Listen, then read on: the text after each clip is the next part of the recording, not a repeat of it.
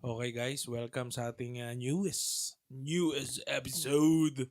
At maganda ang libro natin, Okay. Bible.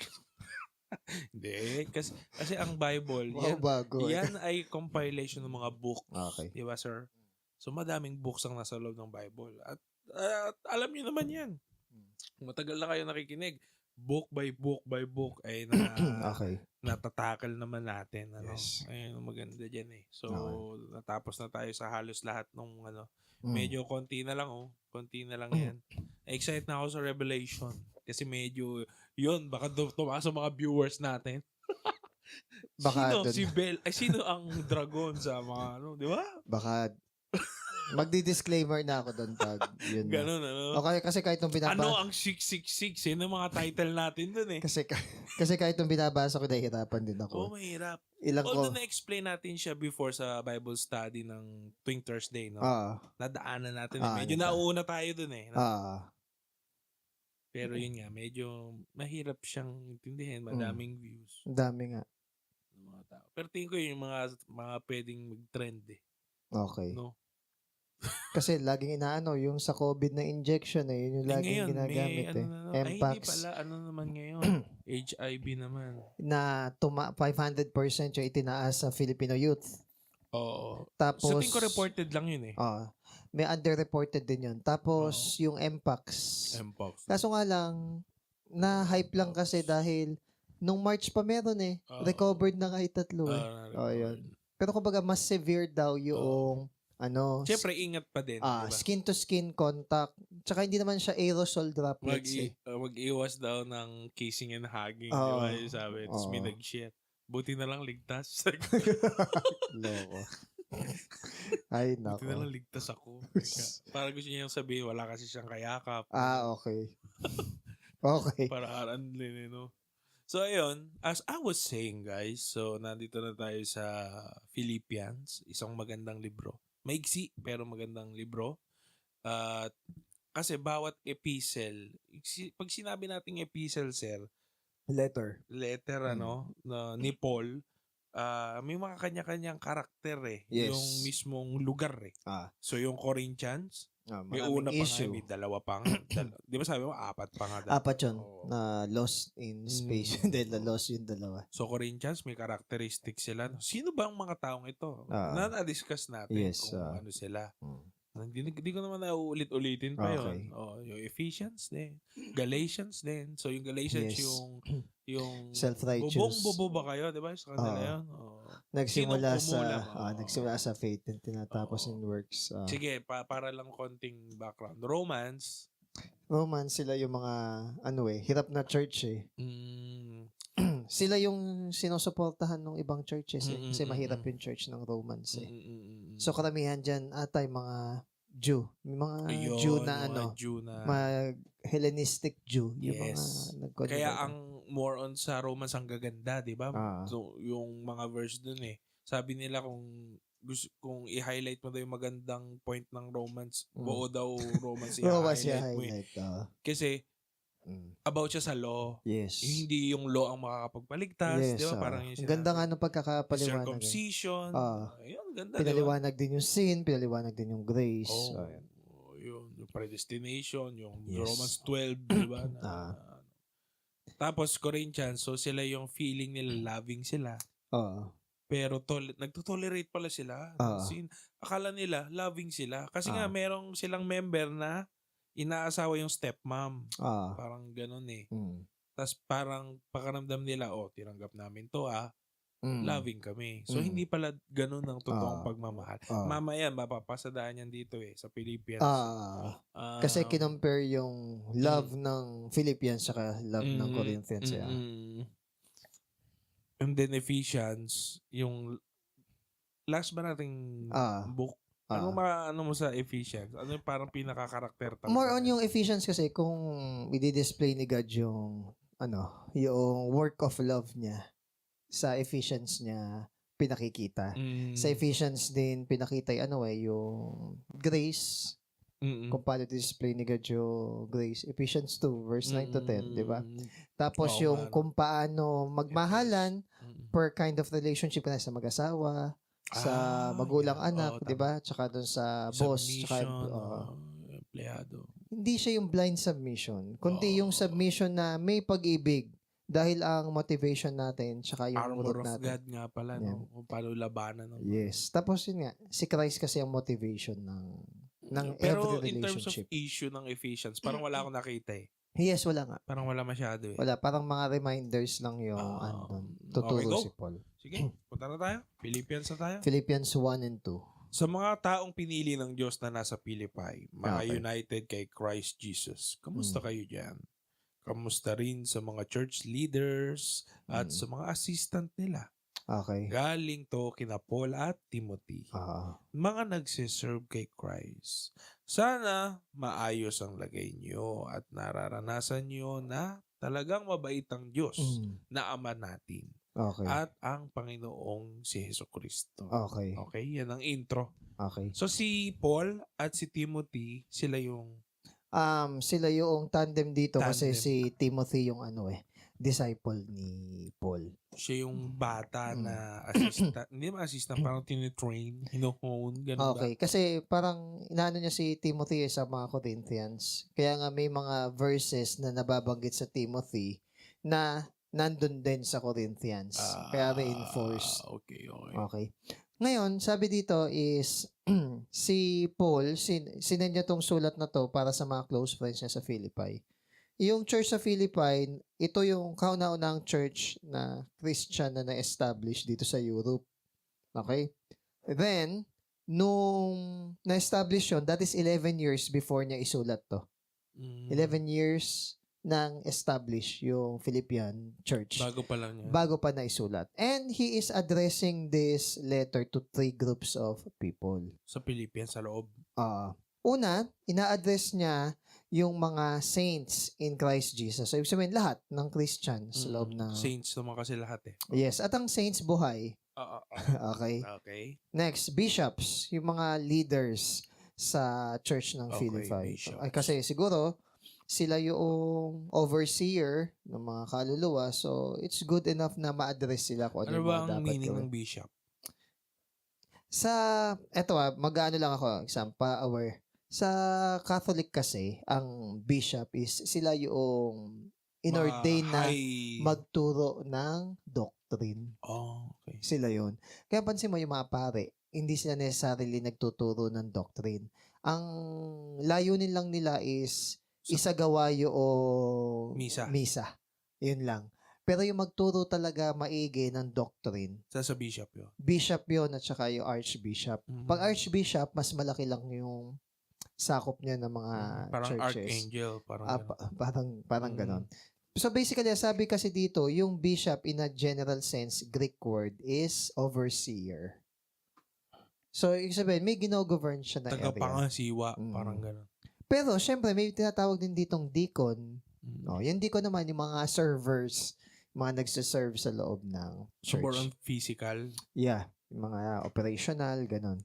So, yun yung tatlo. All the saints, the leaders, at saka yung mga nagsiserve. Okay. Alright. Ngayon, syempre, yung famous niya na panimula, yung grace and peace. Kagandang loob and wholeness ng being mo is ni God sa'yo. Okay. Is hopefully evident. Yan. Yun lang. Verse 3 to 6. Ayos. Okay. Every time na naaalala ko kayo, nagpapasalamat ako sa aking Diyos at masaya ako tuwing pinagpe-pray ko kayong lahat. Kasi thankful ako sa pagtulong nyo sa akin sa pag-share ko ng gospel. Simula pa nung una hanggang ngayon. Kaya sigurado ako na yung magandang bagay na inumpisahan ng Diyos sa inyo, tatapusin niya hanggang sa araw na bumalik si Christ Jesus. Okay. Malaman na. Isa pa lang. Ang kinatutuwa kasi ni Paul dito, itong mga taga-Philippians, umpisa pa lang, kahit hindi pa siya, masyadong kilala doon, at saka kahit na hindi pa established or sabihin natin na successful yung ministry ni Paul so far. Matuturing na natin na successful yung ministry ni Christ doon sa Philippi. Kasi, sinuportahan na nila yung... From the scratch. Yung kingdom ni God. So, kumbaga, di ba si Paul dun sa Corinthians parang hinahamak, ganun-ganon. Oo. Yung sa Philippians kasi baligtad. So, kumbaga, sinuportahan na nila si Paul una pa lang. Yun ang maganda dito. Kaya si Paul, masaya siya.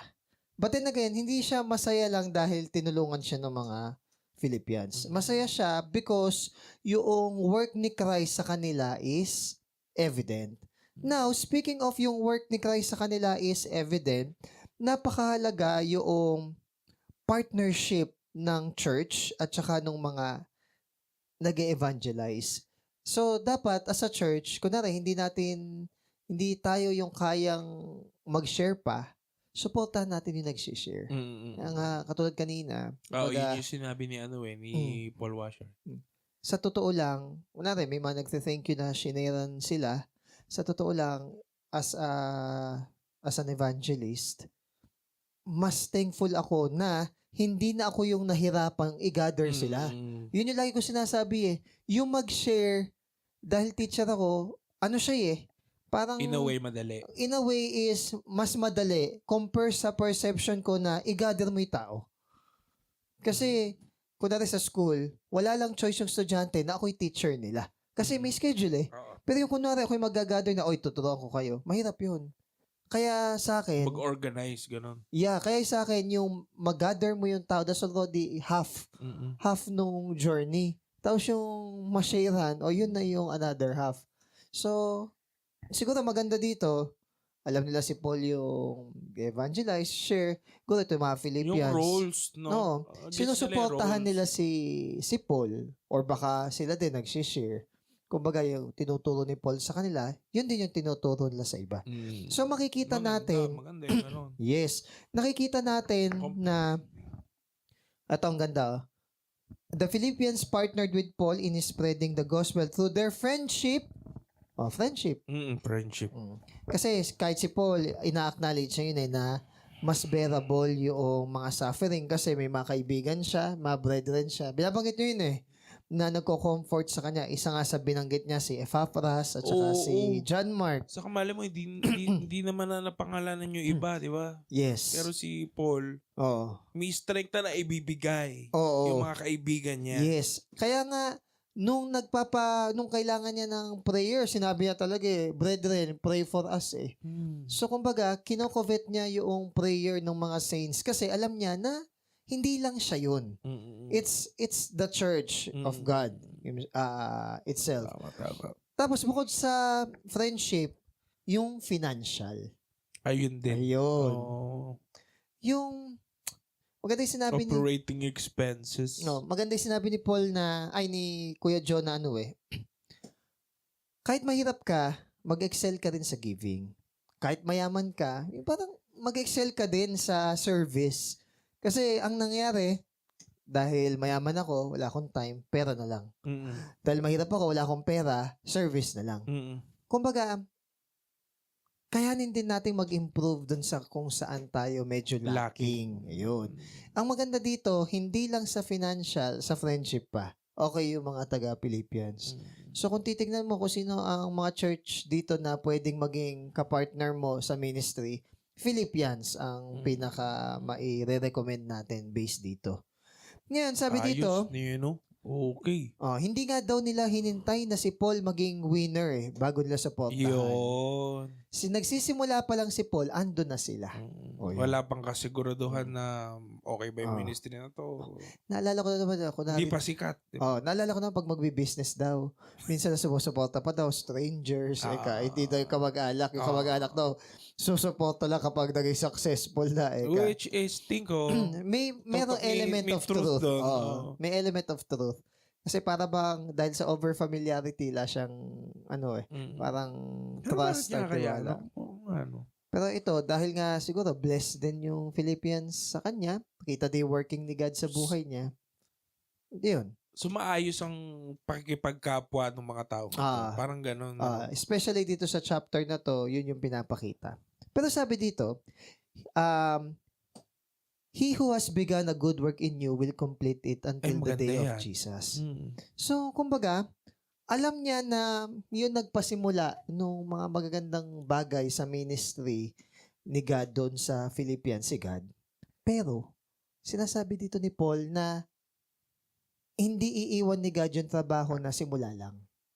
Kumbaga, tutulungan niya na yung ministry mag-mature, mag-grow. Pero again, syempre, yung perfect completion ng lahat ng yan is pagdating ni Christ. Pero ang point, hindi magbubukas si God ng opportunity and ministry. Tapos pagkari nun, iiwan na lang. Kaya pangit din na kunwari magbubukas tayo ng ministry sa isang lugar. Tapos pag natamad na tayo, ayaw na, bigla lang natin hihinto. Huwag ganun. Kumbaga is, kung yung mga tao nag-grow, ang ginagawa ni Paul, di ba, nagse-select siya ng mga elder para maiwan doon, para magpatuloy. Kasi si Paul, apostle eh. Ang apostle kasi nagpa-plant ng churches. Planting. So yun, sasabi niya na si God nag-start ng good works sa mga believers. So it is planted by the self-denying goodness of the Son and is daily watered by the goodness of the Holy Spirit, whose divine roots of goodness comes from the Father. So yung working ng triune God. Okay? Eto din. Because this good work was begun, Paul was confident of its completion. Meron bang pagkakataon na si God sinimulan niya yung isang bagay, hindi niya tinapos? Creation. Isipin mo, kung sinimulan ni God, hindi niya tinapos. Self-creating nga tayo eh. Self-cyclical nga eh. Oo. Diba? Isang beses lang ginawa, kayo nang bahala dyan. Diba? Tapos, perfect siya. Kasi sabi niya, and God says it is good. O, di ba? Ano tawag doon? Tama, self-creation. Actually, yung pag-rest niya, hindi naman dahil napagod siya eh. Kundi dahil tapos na. Yun. Tapos, even yung pag-rest niya, ang mind pa rin niya is para sa tao. Para yung tao, 6 days mag-work siya, yung ika-7th day, mag-rest. Okay? Saka i-appreciate yung creation din. Yes. Okay. So, sabing dito is, tayo, habang it's still day, gawin natin yung work natin. Ayaw naman natin na abutan tayo ng Panginoon na yung sinimulan niya dito, hindi natin pinagpatuloy. Di ba? So, as an evangelist, as a sharer, tayo mismo, wag tayong parang madaling pinanghihinaan o sumuko. Kung sa tingin natin wala pang growth, pwede tayo mag-reflect, Lord, may mali ba ako or may gusto ko ba i-correct sa buhay ko? Ito ba'y trip ko lang? Na kung sa akin may mali, tama mo ko. Kung ito naman yung will mo talaga na unti-unti or sabihin natin may timing or hard-hearted lang talaga yung mga tao, ipakita mo sa akin para maunawaan ko. So, hindi naman mali yung ganong bagay. Pero ang mali is, eto, sinimulan mo na, eto na, kumikilos na, tapos iniwan mo. Parang napakapabaya mo naman, irresponsable sa ganong bagay. Ngayon, nire-remind ni Paul ito mga taga-Philippians, hindi pa tapos. Okay? Hindi kayo iwan ni God. Kumbaga, i-bring niya into completion din yung sinimulan ni God sa inyo. Tao kasi, di ba? Parang madalas tayong magsimula ng di natin niya. Ningas kugo ng tao, di ba? Totoo, din sa mga Pilipino. Oo. Tapos, syempre, ang status kasi ni Paul dito, nakakulong siya eh. So, syempre, pwedeng ma-discourage yung ibang tao na, yung evangelist natin, nakakulong. Paano yan? So, ini-encourage dito ni Paul itong mga nasigadang mag-ano doon, hindi siya. Yes. Hindi sa kanya mag-e-end. Yes. Kahit mamatay siya. Kahit mamatay siya. Sa kanya. Kaya ini-encourage. Ini-encourage niya. Ang galing, siya pa yung nakakulong. Galing. Siya pa yung encourage. Tama. Kumbaga, napaka-joyful ni Paul dito sa, na to. Okay, next. 7 to 8. 7. Maikli lang to. 2, 8. Lagi kayong nasa puso ko at tama lang na maramdaman ko to para sa inyo. Nakishare kasi kayong lahat sa privilege na binigay sa akin ng Diyos ngayong nakakulong ako at pati nung malaya ko pang dinedefend at pinapatibay ang paniniwala ng mga tao sa gospel. Witness ko ang Diyos at alam niya na totoong gustong-gusto ko na kayong makita. Kasi mahal ko kayo kagaya ng pagmamahal sa inyo ni Christ. Okay. Ito yung sasabi ko kanina na si Paul, thankful sa mga taga Philippians.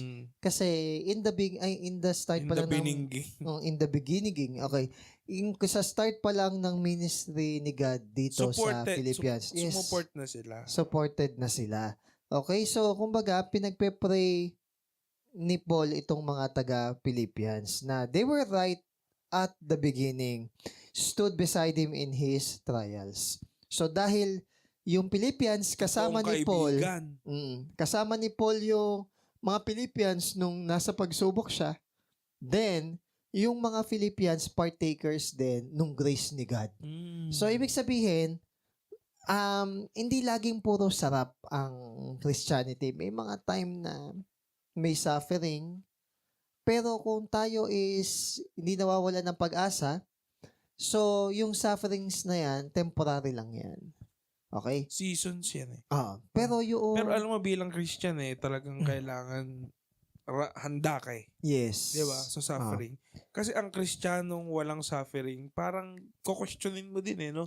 Kung Christian ka ba talaga. Bakit? Kasi baka wala akong tinatayuan. Baka wala akong, hindi ako nag-stand. Hindi mo nakasalubong si Satan along the way. Kasi daw baka kasabay mo. Kaya walang struggle. Kaya daw walang struggle. Walang, sinabi din ni John Wesley di ba? Parang pinagpe-pray niya. Kasi parang lately yata nag-share siya. Walang umaaway sa kanya. Tapos may nambalibag. Then nagtataka siya, di ba? Parang, bakit parang smooth lahat. Binato siya, no? Ako naman, kung smooth lahat, siguro hindi ako maghanap ng babato sa akin. Siguro papasaw to kay God. Kasi alam ko hindi palaging ganun eh. At hindi palagi na pag-share ka is agreeable yung tao. Yun din talaga ang dapat nasa isip natin bilang Christian. Okay. Baka kasi nawala Baka kasi nawala yung ganung klaseng mentality na ganun talaga ang Christianismo. Kasi feeling ko ngayon preach yung comfort di ba? Parang self-love. Yun So stress. So parang kapag uneasy ka, dapat dapat gamutin mo, 'di ba? Dapat parang hindi dapat nangyayari 'yan. Pag na-stress ka, kasalanan na ibang tao. Parang lagi ganun not thinking na baka talagang tayo yung toxic. Ganun kasi yung yung ngayon Yung worldview ngayon Pero tingnan mo ito si Paul. Hindi yung self niya siya yung nakakulong pero siya pa yung nang-encourage. Hindi yung self niya yung titigil. Totoong may peace siya sa sarili niya. Kasi alam niya na... So, yung peace nagtatranscend yan sa nangyayari sa labas mo No? Kasi alam niya na yung word ni God, hindi siya chained. Sinabi niya to minsan kay Agrippa na siguro siya naka-chain, pero yung word ni God, hindi siya nakakulong. Pero grabe, no? Kung makikita mo yung poetry na yun, sa pagsasalita niya na yun, grabe yun. Sabi nga ni Agrippa ni King Agrippa, parang andali mo namang i-expect na magiging Christian ako, kanyang ganon sa sinabi mo na yan. Actually, hindi lang ikaw, kundi lahat nung nakikinig dito. Yun yung confidence na hindi nang gagaling sa sarili, kundi galing kay God. Na, si God na may nagko-convert Ako nga, di ba? Para siguro sabihin ni Paul, ako nga na mamamatay Kristiyano, na-convert ikaw pa kaya? Ayun. Grabe yung lalim ng yung faith niya, no? Yes. So sabi dito, I have you in my heart. Tapos tayo nabash lang. Nabash lang, tapos post agad sa Facebook. Some people are so insensitive. Ganun tayo maka-post Minsan ayaw natin mag-deny. Minsan, may sinabihan ako nito Gusto natin comfort. Yeah.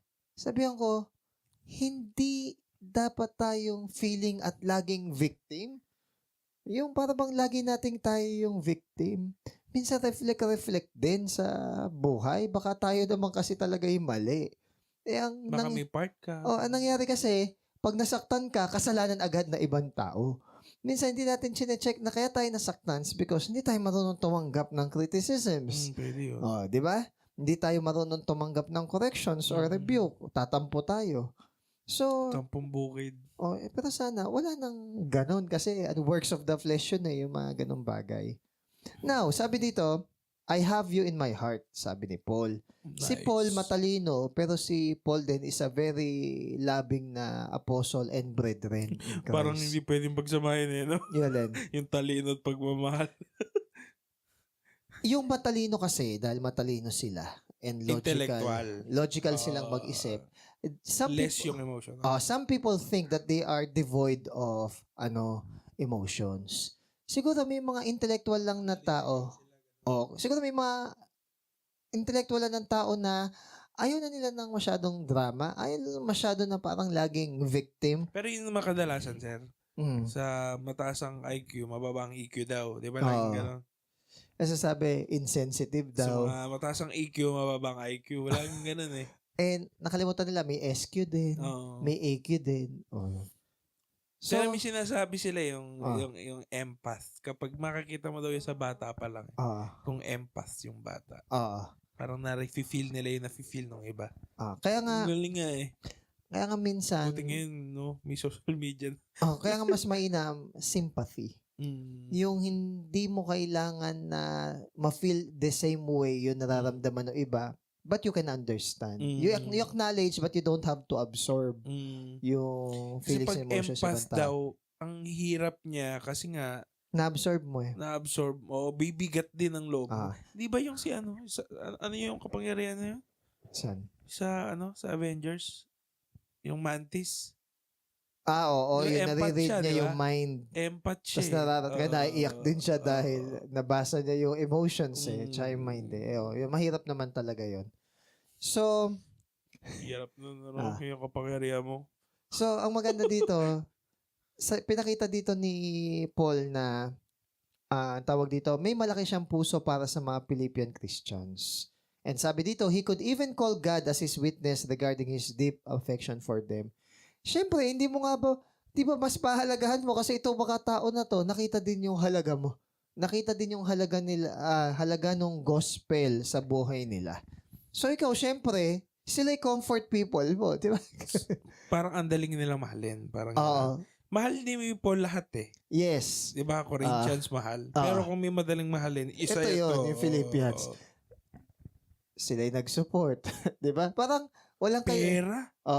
Saka mahirap sila. Hindi ba sila ganun kayaman? Hindi mayaman ang Philippians. Unlike Corinthians, mayaman ang yaman-yaman.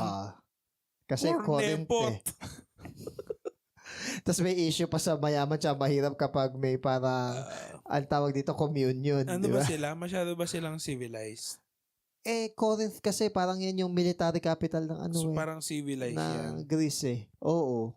Urbanized talaga ang Corinth eh. Baka. Ayan. Kasi yun ang theory eh. Lagi kapag nagiging civilization, doon nagkakaroon ng Naalala ko na may Naruto.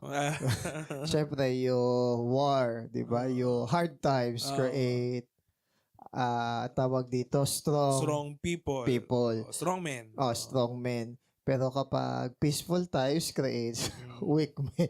Parang ganun eh. Hindi naman tayo masokista, pero mas nabavalue natin yung kahalagahan ng isang bagay kapag ang hirap niyang hawakan. For example is, syempre, yung challenge, peace. No? Paano mag-grasp yung peace kapag may gera? Paano mag-grasp yung love kapag hindi favorable yung treatment sa atin ng ibang tao? Paano mag-grasp yung joy? Ito yung mahirap intindihin kay Paul eh. Paano magagrasp mo yung joy pero nakakulong ka? Di ba? Meron akong one time na parang na-visit kami na sa kulungan. Ngayon, ini-imagine ko, kasi bawal doon yung ballpen, bawal. Any sharp object. Oo. Pwede rin pangkot-kot ng mga gilid-gilid. Isip ko, cellphone ko nga hindi ko basta mabitawan agad-agad iwaglit ganun eh. Yung pa kaya kunwari nakakulong ako tapos wala akong ballpen tapos wala akong papel. Tapos si Paul nakatali. 'Di ba? Parang niisip ko pa lang ang liit ng kwarto. Mag-isa ka. Hindi mo alam kung kailan ka lalaya, wala kang ballpen, pwede ka magbasa pero parang hindi mo alam ba yung para maging sane ka or stable yung utak mo kasi wala ka rin gaano makausap doon dahil kulungan nga eh. Okay? Tapos pwede pang madumi yung lugar. So parang deprive ka na paano ko i-express yung buti nila ito si Paul. Meron siyang messenger.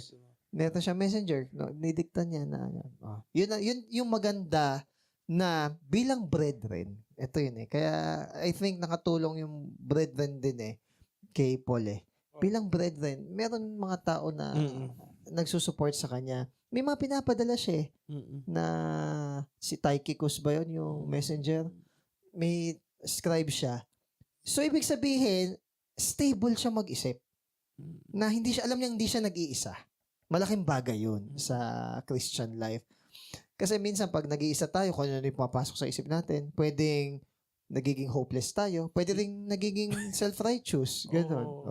Kasi wala buwabalanse. Ala kasing buwabalanse. Ala ding nagko-correct noong mindset mo or nagre-reaffirm nung iyong mindset. Pero again, dahil nga yung Philippians is very supportive, it is as if na physically, nakakulong si Paul. Pero spiritually, yung sa paglago ng gospel, hindi. At alam ni Paul na ilang beses mo na nga akong sinamahan eh. Wala lang sa'yo tong kulungan na to. At kahit pa nakakulong ako, alam ko na si God, hindi siya nakakulong. Parang ganun yung confidence ni Paul dito.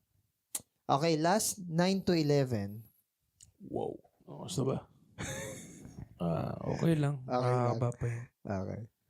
Pinagpe-pray ko na mas lalo pa kayong magmahalan at magkaroon din kayo ng karunungan at pag-intindi ng tama at mali para mapili nyo kung ano ang the best at maging malinis kayo at walang dungis pagdating ng araw ng pagbabalik ni Christ.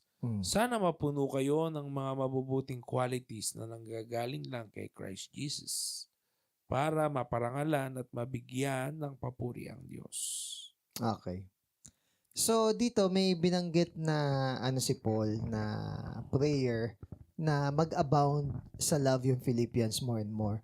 Again, alam natin na loving ang Philippians. Hindi question yun, given yun, okay? Pero, tandaan natin na yung love kasi, din yan, wala yung bounds. So, ibig sabihin, kahit na loving ka na, you can love more.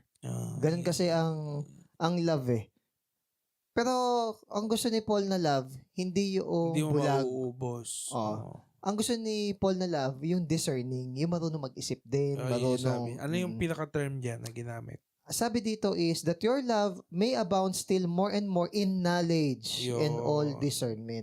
So, hindi manipulated na love. Yung parang sabi natin kanina sa Corinthians, kala nila labing sila. Oo. May discernment. Pero hindi pala. Actually, binanggit nga dito, Paul knew the danger of undiscerning love. Nirebuke nga niya daw yung Corinthian church that seemed to glory in their love and openness which lacked the sense of knowledge and discernment. Loving kayo, hindi baka nang to-tolerate kayo ng sin. Pag-ibig na hindi tanga. Oo. So, ibig sabihin, pag-ibig na marunong mag-isip. Pag-ibig na sabihin natin godly. Saka hindi siya emotion-driven Hindi siya emotion-driven, kundi Christ-driven or spiritually driven. Ganda. So, kahit na ito emotions mo, ang nananaig pa rin sa'yo yung mind ni Christ na... Anong pag-ibig ba, sir, ang tingin mong hindi siya discerning? Yung minsan, yung eros, romantic love. Or kung masyado tayong blinded na ng familial love or filial piety, yung storge. Kapag hindi pure ang ang sabihin nating platonic love, pwedeng bias ka na kahit minsan yung kaibigan mo may mali, siya pa rin kinakampihan mo. So, undiscerning yung ganun. May ganun, Ngayon, sabi dito, ang reminder kasi dito is that you may be sincere and without offense. Pag sinabing sincere, wala kang sa loob mo eh. Yung parang wala kang pag-aalinlangan sa loob mo. Buo. So inside, pure ka, walang halong kaplastikan or totoo. Sincere. Totoo ka sa sarili mo, sincere. Then, pag sinabing without offense, outward naman yon. Yung walang maibubutas sa'yo yung ibang tao. Pwede kasing sincere ka, pero offensive ka. Pwede namang hindi ka sincere, pero hindi ka naka-offend. Pero hindi ka sincere. Ang sinasabi dito ni Paul, sincere ka na, pero iwasan mong manadyang maka-offend or ma-offend yung ibang mga tao sa buhay mo. So, bakit importante na maging... okay. Ito example Bakit importante yung pagiging sincere? Example, yung mga tax collector, sincere yung mga yan. Ito yung ano mo. Ito yung babayaran mo. Walang labis. Walang kulang. Pero offended sa kanila yung mga kapwa nila Israelite kasi sila pa yung nagko-collect ng tribute doon sa mga kababayan nila. Kapwa ko Israelita. Oo. Pero sincere sila. Kaya nga lang, they parang honest. Oo. Kasi may ganun eh. At least totoo ako. Oo. Masungit man ako o inaaway ko kayo, at least totoo ako, hindi ako plastic. May ganun. Kaya nga may tax collector, hindi ba nagpe-pray kay God na forgive me a sinner, kinakabog niya yung dibdib niya eh. Sincere sila, pero kailangan pa rin nila mag-repent. Yes. Ayun. Hindi yung sincere ka na mayabang ka pa. O kaya naman, sincere ka nga na aminado ka makasalanan ka, ayaw mo na magbago. Parang oo. May ganun eh. Humble ako. Totoo. Hindi pwede ganun. Pero yung opposite... Hindi naman ako tulad ng iba dyan. Nagsisimba pero pagbabalat kayo. Yung mga ganyang matanda linya. na kasi tayo, hindi na natin kailangan magparinig. Hindi tulad ng iba dyan. Ganun pa yung mga linyan eh. Ngayon, yung kabaligtaran din, mali. Yung hindi ka nga nakaka-offend ng ibang tao, pero hindi ka rin sincere. Parang ano naman siya, double cara. Parang nang fa-flatter. Kunwari, sabi dito, the Pharisee of Jesus, they were without offense in the opinion of many. Kaya nga lang, hindi sila sincere. So, si God gusto niya na... Anong example nung latter? Okay sila magsalita. Totoo. Totoo naman yung sinasabi nila. Okay? So, hindi sila nakaka-offend? Kaya nga lang. Pharisee. Sorry. Pharisee. Yung totoo lang yung sinasabi nila. Kaya nga lang, hindi mo alam kung gets ba talaga nila yung heart nung sinasabi nila. Totoo ba sa buhay talaga nila yung sinasabi nila. Ayun. Alam ko so, kumbaga, they are example. They are legally correct. Pero yung heart nila is far away dun sa perfect example. Politician. Totoo, politicians. So, ingat silang di maka-offend? May kausap ako one time eh. Kasi nagagamit niya example yung numbers, nagagamit niya example yung random people. Sabi ko, wala ka kuyang pinagkaiba sa politicians. May mga tao na nung hindi pa sila tumatakbo sa public office, wala naman silang pakialam sa mahirap eh. Pero nung tumatakbo na sila, ginagamit na nila na para sila sa mahirap, tutulong sila sa mahirap. Sabi ko, kung talagang mahal mo yung mahihirap, hindi ka pa tumatakbo, may malasakit ka na sa kanila. Pero dahil tatakbo ka, tsaka yun yung parang makatulong sa'yo, biglang mahal mo na yung mahihirap. So, para sa akin, yung mga tao na yon is hindi sincere. Okay. Nice. Maganda naman yan. Maganda naman yung assessment mo. Kasi dapat ako nga naman. Nung una pa man din. Kaya nung may mga argument siyang tinatanong sa akin, wag mo munang gamitin example yung iba. Magsimula ka sa sarili mo. Then, from yourself, then tsaka ka mag-expound sa ibang tao. Not the other way around. Nagagamitin mo yung ibang tao to support your personal argument. Baligtad yun. Very self-serving kapag ganun. Yung kunwari, nahuli ka, bakit sila? Hindi ganun. Hindi. Yung sa'yo muna. Then, tsaka sila. So, sabi dito, bakit sila?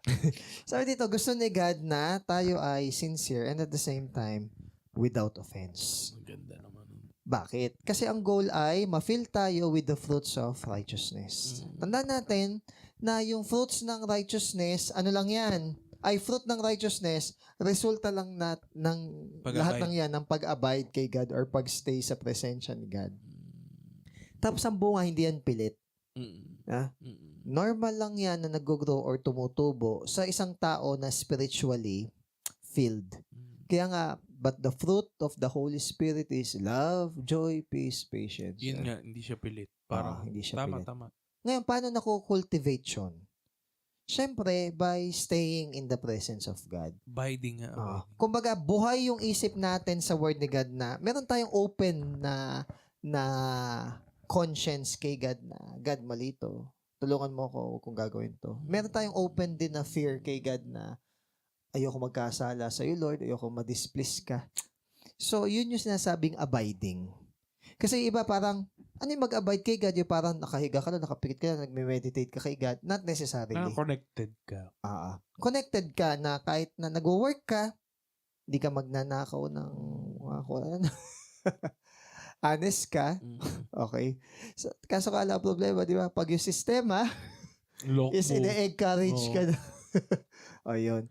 So, kumbaga, doon papasok yung sinasabi natin na na struggle. Oo, yun yung na struggle. Haharapin mo. Oo. Hindi mo tatakasan. Ayan. Kasi more on comfort lovers tayo eh. Oo. Tsaka ano tayo? Ayaw natin ng kung ano yung pakabig sa atin. So, in summary dito, sabi dito is, every genuine follower of God has His glory in view by all that He does, ginagawa, say, sinasabi, and intention. So, ang tao na nag-produce ng fruit of righteousness, ang heart niya, sincerely and without offense, gusto niya mag-glorify si God. Ibig sabihin, gusto niya na approve si God sa kanya. So, we would rather please God rather than men. Pero, may pero ako Pero wag naman yung parang self-deceive ka na, hindi, mga away ako ng tao kahit ano, mali sila eh. Parang, though, minsan may mga struggle tayo sa ganyan, minsan tinatabla natin yung ibang tao. Pero we are reminded na there's a loving way pa rin sa mga ganong bagay. At the end of the day, if any one of you wants to be my disciple, Jesus said, he must deny himself, carry his cross, and follow him. So, kumbaga, yung cross na buhat ni Paul, it becomes lighter kasi may mga brethren siya in the face of Philippians na kaagapay niya. Ang ganda. So, isipin mo, kung nakakulong ka na, wala pang dumadalaw sa'yo, tapos parang ang binabalita pa sa'yo, puro negative, tapos nag-stop yung ministry dahil wala ka. Gaano ka depression? Parang discourage yung, yung ganong bagay. Yun nga, siguro isang pinakamasakit yun eh, kay Paul. Yung huminto yung ministry. Oo. Para isipin niya, nag-fail siya. Pero buti na lang si Paul, alam niya na yung si growth ng ministry is si God. Malaking bagay yung pagkamusta sa mga brethren. Kahit na sabihing simpleng kamusta lang, balita, ganon. Ganon lang. Hindi naman kailangan na mag-iiyakan or ano. Hindi mo kailangan dramatic lagi. Pero it's a breath of fresh air lang na parang tinatapik mo lang na, ayos lang yan ha, dito lang tayo, Christian pa rin tayo. Parang ganon. Na looking back, niligtas ka ni God, wala namang bago ngayon. Ang bago lang is mas marami ng physical ailments. Oo nga, no? Mas konti na lang energy compared to kasi before, di ba? Yung journey kasi nila no? As a Christian. Pero mo, di ba, gising tayo ng 6, papasok 7 yung klase, tapos uwian 5. May ano pa yon, may mga activity pa yun. Kunwari, mayroong video editing na gagawin, may practice kayo halimbawa sa PE, may experiment kayo, magtatagal pa kayo. 6, minsan 7, makakauwi. 7, ano pa yan, gagawa ng assignment, ganyan. Yung iba, nag-gym pa, yung iba, may ginagawa pa extracurricular. Pero, kaya. Ano? Yung iba nga, nakapag-aral pa ng masteral, ganyan-ganyan. Pero may darating na certain point na minsan naka 8 hours ka lang, parang ang pagod mo na. Buong week eh. Yung hinabol ka na ng edad mo. Oo. That's why, it's very important na sinabi ko yun sa mga bata. Habang malakas tayo, parang ibigay natin para kay God yung life natin. Sinabi ko kay Lawrence. Kasi madalas pagalitan yung mga bata, kabataan sa mga pagpupuyat, mga ganun. Babawian siya. Oo. Sabi ko nga sa kanya, alam mo, parang ayaw kitang bawalin sa pagpupuyat. Kasi bilang ikaw ay kabataan, dami mong energy. Magbabawi ka din. Oo, and dun mo pagsisisihan lahat. Magbabawi ka din yan. Yung parang kahit gusto mo magpuyat, yung katawan mo na ang kusang bibigay. Nangyari sa akin yun, yung bigla ako nag-blackout, na pagising ko parang, 3 hours na pala nun. Tapos kunwari, phone ko, may binabasa ako, may nilalaro ako, naka-on pa din. Naka-auto shutdown na kasi yung katawan natin. Oo. Parang kinakailangan na niya. Hindi mo na kaya yun, compare nung Kaya, this should serve as a warning dun sa mga bata na akala nila immortal sila na hindi sila mamamatay. Ingat kayo. Sabi ko, yung pagpupuyat nyo na yan, gawin nyo yung dahil kung hindi nyo mapigilan dahil sa katawan nyo, pero itama nyo yung yung pagdadala ng puyat nyo. Oo. Gusto nyo gagawin. Oo. Kasi kung nagpupuyat lang dahil sa laro, babawiin niya yan. Hanggang sa, ang sasabihin mo na, ba't ganun nagsha-shutdown na yung katawan? Because hindi naka-design itong katawan na to live forever. This is a corrupted body. Meron nga daw parang advertisement. Parang, I want 1/3 of your life. Alam mo ano yun? Advertisement ano yun? Kama. Kasi isipin mo, 1/3 ng buhay mo, tulog ka. Oo. Sana. The point is sana. Hindi Di ba dapat 8 hours? Pero ikaw, sir, anong pinaka-ideal na tulog mo? Ako kasi 6 eh. Ngayon, parang average ko actually, na tulog. Actually, maka-5 na ako. Masaya na ako maka-5. Seryoso, masaya na ako maka-5. Ganun ba? Oo, masaya na ako maka-5. Pag nakikita mong anong oras na tingin mo dapat ka nang matulog, ano yun? Anong oras yun? Parang 1 na, kailangan tulog na ako. 2 na. Hindi ako kasi ang reliable na kinakausap sa ganyan eh. Kasi late ako makatulog eh. Stress ka nun? Hindi naman. Mga 1, 12, 1, gano'n. Okay. Pero, kaya ko to sinasabi, nagsha-shutdown yung katawan ko talaga. Yung pikit na, pikit lang ako sandali, okay, 5 na. Pero dati, tulog pala. Yun yung kasalanan ko nung araw. Kasi high school, mahilig ako magsulat. Gagawa ako ng story ng anime nun. At least maganda naman yung Hindi nga maganda kasi worldly. Hanggang alas 3, gising ako, susulat ako. Tapos ang pasok ko, 7. Di ba yung anime mo na ko mahanap Christian ngayon yung, hindi ba? Hindi ko mahanap yun. Alas 3, matutulog ako. Ang pasok ko, 7. 6 ako gigising. Ilang oras. Pero kaya mo pa, di ba? Nung bata ka, di ba? Oo.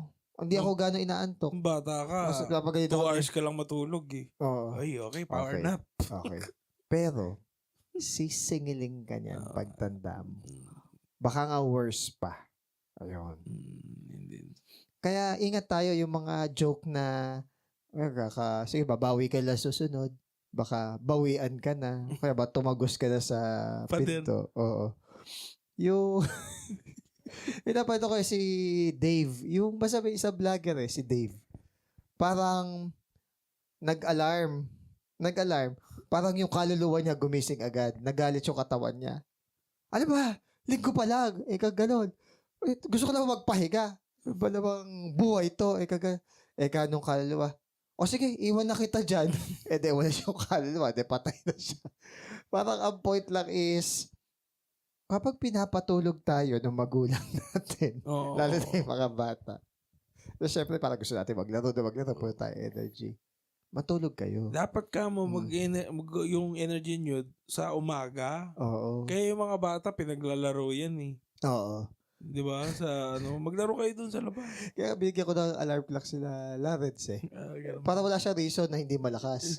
Wala siya reason na mahina o hindi na narinig. Nilagyan ni Tita Daisy ng battery. Sobrang lakas naman daw. Ayan po yung purpose. Sabi ko gano'n.